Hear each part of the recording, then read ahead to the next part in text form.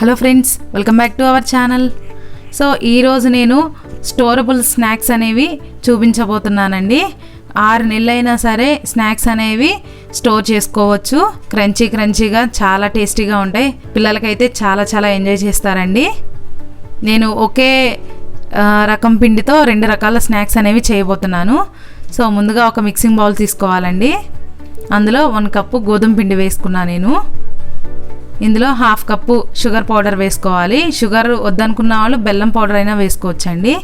కొంచెం 1/2 pinch salt, అలాగే 2 table spoon oil కానీ గీ కానీ వేసుకోవాలండి. ఒకసారి మొత్తం పిండి అంతా ఇలా మిక్స్ చేసేసుకోవాలి. మిక్స్ చేసేసుకున్న తర్వాత ఇందులో ఒక 1/2 కప్పు పెరుగు వేసుకున్నాను. గట్టి పెరుగు వేసుకోవాలండి, వాటర్గా అయితే ఉండకూడదు. ఆ పెరుగు వేసుకొని దాన్ని కూడా మంచిగా మిక్స్ చేసేసుకోవాలి. అంతా మిక్స్ చేసుకున్న తర్వాత ఇందులో కొంచెం నార్మల్ పాలే వేసుకున్నానండి. వేడి పాలేం కాదు, చల్లగానే ఉండాలి. ఇలా వేసుకొని మనం చపాతీ ముద్దకి ఎంతైతే సరిపోతాయో అలా మిల్క్తోనే కొంచెం పోసుకుంటూ కలుపుకోవాలి. గట్టి ముద్దలాగా కలుపుకోవాలండి. ఇలా కలుపుకొని పైన ఒక 2 టేబుల్ స్పూన్ ఆయిల్ వేసుకొని మళ్ళీ ఒకసారి మసాజ్ చేసి ఇలా పక్కన పెట్టేసుకోవాలండి. ఒక 10 మినిట్స్ పక్కన పెట్టేసిన తర్వాత ఇలా సపరేట్ చేసుకొని ఒక్కొక్క ముద్దలాగా తీసుకొని దీన్ని సపరేట్ చేసుకొని చపాతీ పీట రోల్ చేసుకోవాలి చపాతీ కర్రతో. ఇలా ఫస్ట్ ఇలా తిన్నగా లేయర్ లాగా చేసుకోవాలండి. మరీ పల్చగా ఒత్తుకోకూడదు, కొంచెం మందంగానే చేసుకోవాలి. ఫస్ట్ నేనైతే ఒక 4 సైడ్స్ కట్ చేసేసి స్క్వేర్ లాగా వీడియోలో చూపించినట్లు ఇలా కట్ చేసుకున్నానండి. చిన్న ముక్కలుగా కట్ చేసుకోవాలి. ఇలా కట్ చేసుకున్న ఒక్కొక్క పీసెస్ని తీసుకొని ఇలా మధ్యలోకి ఇలా ఫోల్డ్ చేసుకోవాలి. అంటే మనం చాక్లెట్ షేప్ లాగా చేసుకుంటున్నాం ఫ్రెండ్స్. సో అన్నిటినీ ఇలా చేసుకోవాలండి. చూసారు కదా ఫ్రెండ్స్, వీడియోలో చూపించినట్లు ఇలా అన్నిటినీ ఇలానే చేసుకోవాలండి. అన్నిటినీ ఇలానే నేను ఫోల్డ్ చేసేసుకుంటున్నాను. ఇవైతే స్టోర్ చేసుకుంటే చాలా రోజులు ఉంటాయండి. పిల్లలు చాలా రోజుల వరకు ఎంజాయ్ చేస్తారు వీటిని. మైల్డ్ స్వీట్నెస్తో చాలా టేస్టీగా ఉంటాయి. సో ఇదే రకం పిండితో నేను ఇంకో రకంగా కూడా వీటిని మోల్డ్ చేసి చూపిస్తాను.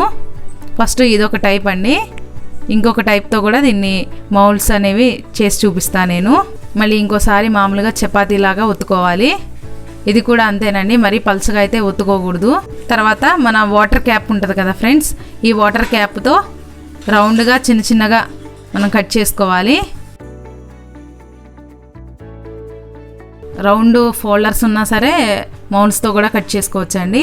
ఇలా వచ్చిన తర్వాత వీడియోలో చూపించినట్టు ఒకసారి ఇలా మధ్యలోకి దాన్ని మళ్ళీ రివర్స్ చేసి ఒకసారి ఇలా ఫోల్డ్ చేసి అంటించుకోవాలండి.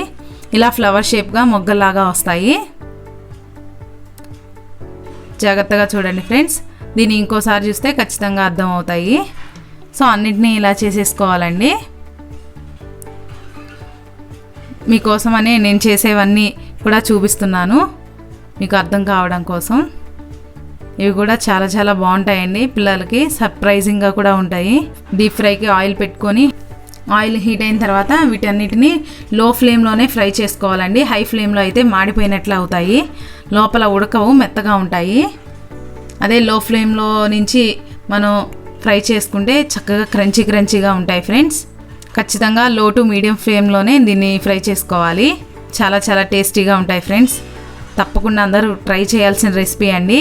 దీన్ని ఒక ఎయిర్ టైట్ కంటైనర్లో పెట్టుకుంటే 6 మంత్స్ వరకు కూడా వీటిని చాలా టేస్టీగా ఉంటాయి, స్టోర్ చేసుకోవచ్చండి. చాలా బాగుంటాయి. సో ఇదండి ఈరోజు వీడియో. అయితే మీ అందరికీ నచ్చిందని అనుకుంటున్నాను ఫ్రెండ్స్. ప్లీజ్ తప్పకుండా లైక్ చేయండి, మా వీడియోని షేర్ చేయండి friends. Thank you for watching this video.